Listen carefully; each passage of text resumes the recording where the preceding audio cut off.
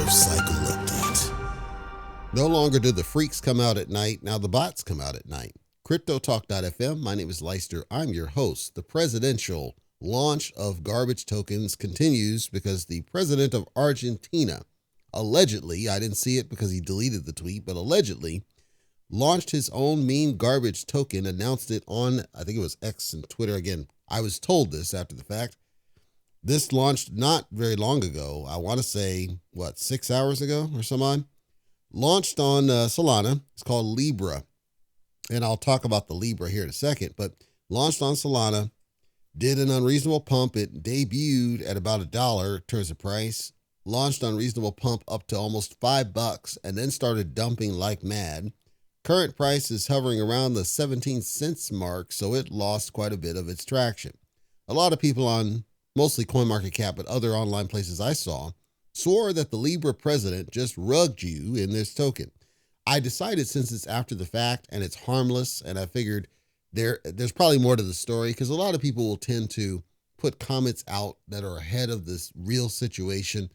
As well, a lot of people don't understand the cycle of price. This isn't to defend what happened, simply to explain to you that the visual that I saw it should be pretty expected if you understand the game.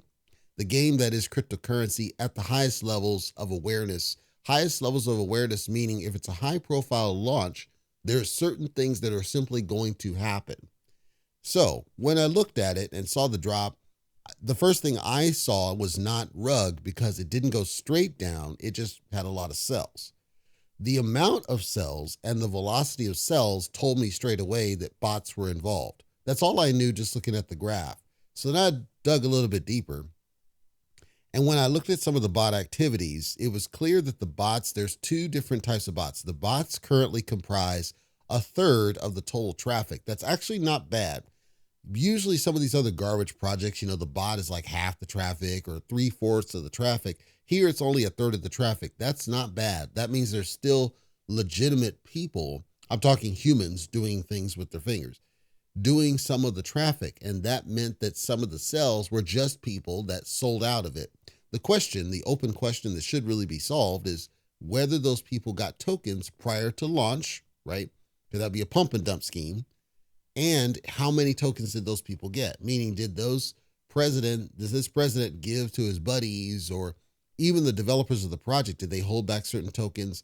I saw a different thing I'll talk about here in a second, but I didn't see that there was an intentional design to rip people off as built in this thing.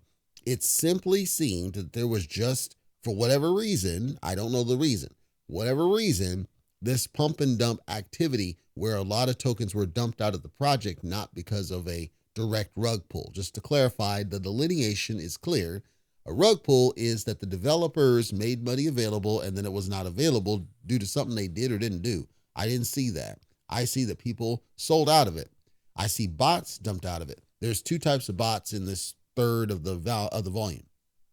There are these regular arbitrage bots. The arbitrage bots are basically exploiting the price positive to sell out, take the money and go, like Jared from Subway, right? So there's those where they're taking and they're draining the liquidity, but it's a bot that's doing it. Somebody deployed the bot. We don't know who it is, okay? Then there's the other activity bots, AKA market maker type bots, where they're just faking traffic.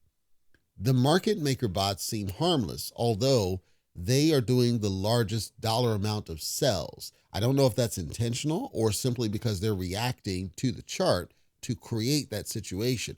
The other thing I thought of is it could be that something or someone is purposely pushing the price back down, but why would you push it down that far below the launch? Because again, it launched about $1 and then goes down to 17 cents. You don't see that very often. Usually I would expect that the drop goes back down to back to the $1.50. I wouldn't expect it to go that far beneath the launch price. So either it's an intentional drain liquidity trap or somebody's purposely trying to get the price to be that low in order to, trigger another run later, all through arbitrage and bots. So I don't see that it was rug by definition, although the president deleting the tweet seemed to indicate, and he allegedly, I was told this, left a message saying he no longer supported this project and thus he was getting out of it, tells me that there's something he discovered. Now, he said that he was getting flack from his peers, and so he just didn't want to deal with the smoke.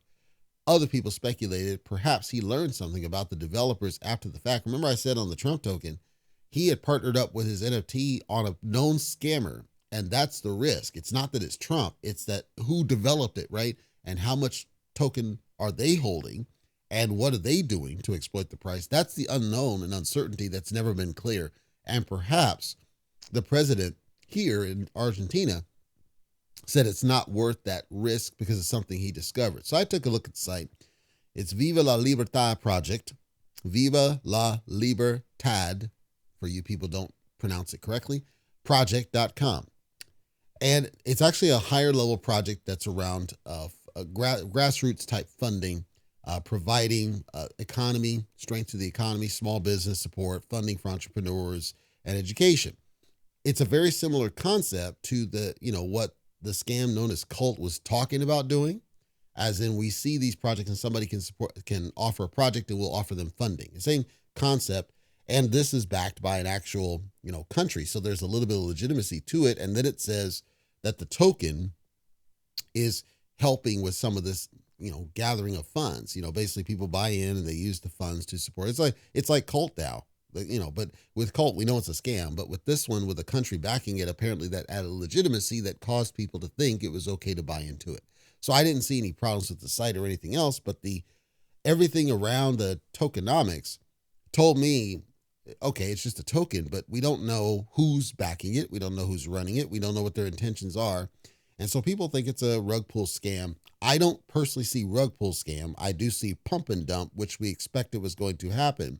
As is the case, every time it's a high profile somebody, there's always going to be that pump and dump. We just don't know if it's the devs that did it or the president of Argentina himself did it or whoever did it.